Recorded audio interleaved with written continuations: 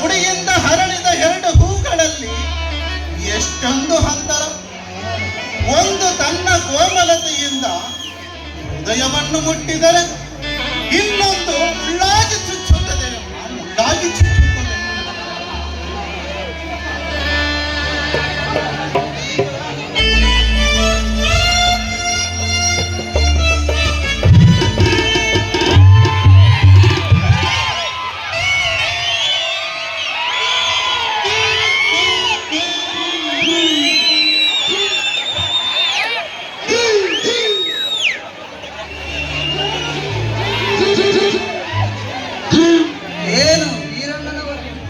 ನಮ್ಮ ಶಾರದಮ್ಮನವರನ್ನು ನೆನೆಸಿಕೊಂಡ ಹಾಗೆ ಕಾಣುತ್ತೆ.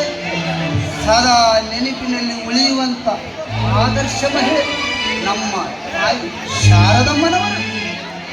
ಹೌದು ಶಿವಪ್ಪನವರು, ಎಷ್ಟು ನೆನಪುಗಳು ಮರೆಯಬೇಕೆಂದರೂ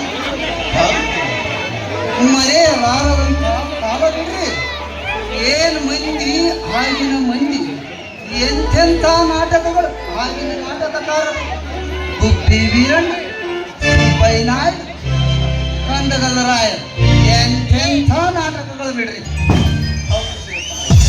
ಆಗಿನ ಸಾಹಿತ್ಯ ಸಂಗೀತ ಈಗೆಲ್ಲಿ ಬಿಡ್ರಿ. ಈಗಿನ ನಾಟಕಗಳಲ್ಲಿ ಸತ್ವಾನೇ ಇಲ್ಲ. ಕಾಲ ಬದಲಾಗುತ್ತಾ ಹೊರಟೈತಿ. ನೀವೇ ಧೈರ್ಯವಾಗಿ ನಾಟಕದಲ್ಲಿ ಮುಂದುವರಿದಿರಲ್ಲ. ನಮ್ದೇನೈತಿ, ಕಂಪ್ನಿ ಬಿಟ್ಟು ಕಿರಣ್ ರಾಜ್ ಹತ್ರ ಗುಮಸ್ತನಾಗಿ ಸೇರಿಕೊಂಡಿದ್ದೇ ಕಡೆ, ನಾಟಕದ ಹತ್ರನೇ ಹೋಗಿಲ್ಲ. ಅಂತೂ ಪುಣ್ಯವಂತರು ಬಿಡ್ರಿ.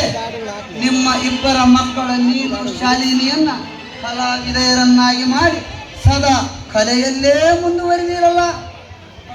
ಏನು ಕಲೆಯೋ